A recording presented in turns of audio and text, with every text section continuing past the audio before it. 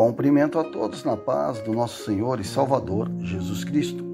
Glória a Deus por mais esse dia onde nós vamos fazer mais uma reflexão acerca da palavra do Senhor. E o alimento para a vida no dia de hoje está no Evangelho escrito pelo apóstolo João, capítulo 3, do versículo 1 até o versículo de número 5. João, capítulo de número 3, do versículo 1 até o versículo 5, que diz assim a palavra do Senhor. E havia entre os fariseus um homem chamado Nicodemos, príncipe dos judeus.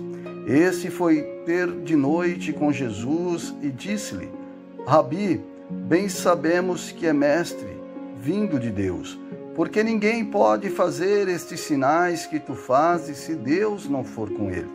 Jesus respondeu e disse-lhe: na verdade te digo que aquele que não nascer de novo não pode ver o reino de Deus.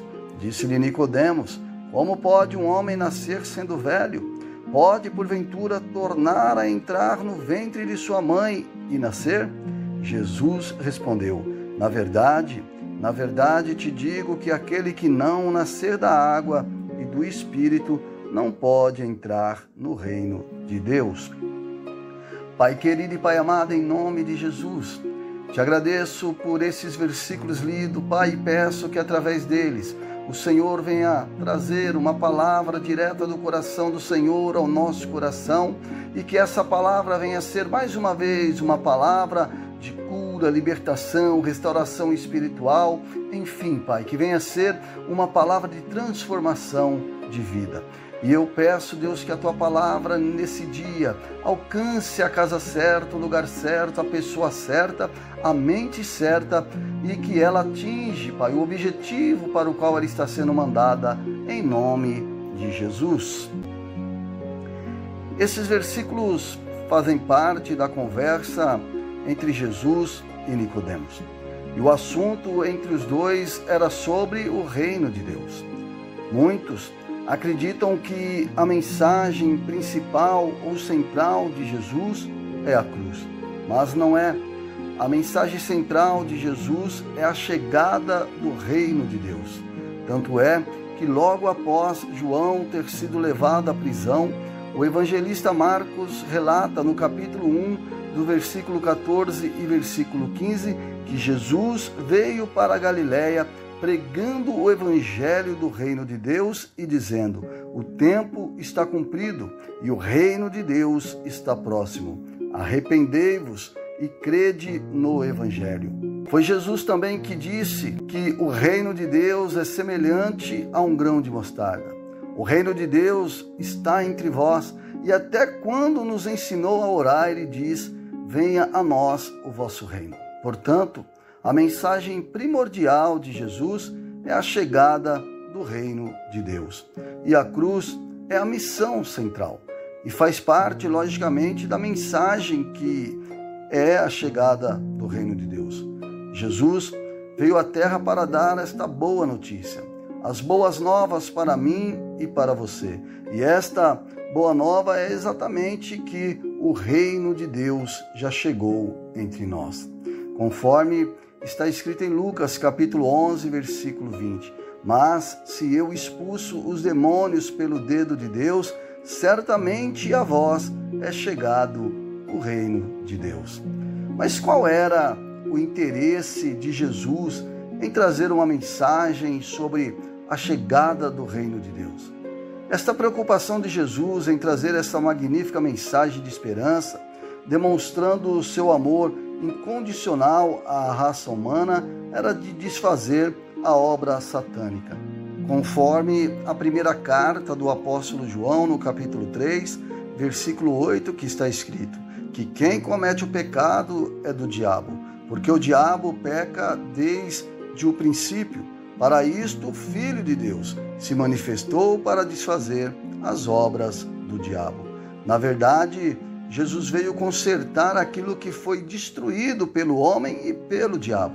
Porque quando Adão e Eva deu mais crédito a um animal usado pelo diabo do que para Deus, eles ajudaram a destruir tudo que Deus tinha dado ao homem para viver sobre essa terra. desde o poder sobre todas as demais criaturas até ao fácil acesso aos meios de sobrevivência. Porque o homem tinha tudo o que precisava para viver dignamente e feliz, mas com a queda do homem, o diabo passa a ter maestria sobre as vidas, levando as pessoas aos colapsos social, familiar e até mesmo pessoal, porque a consequência da queda gerada pelo pecado no Éden distanciou o homem de Deus. Por isso que o apóstolo Paulo escreveu em Romanos capítulo 3, 23, porque todos pecaram e destituídos estão da glória de Deus.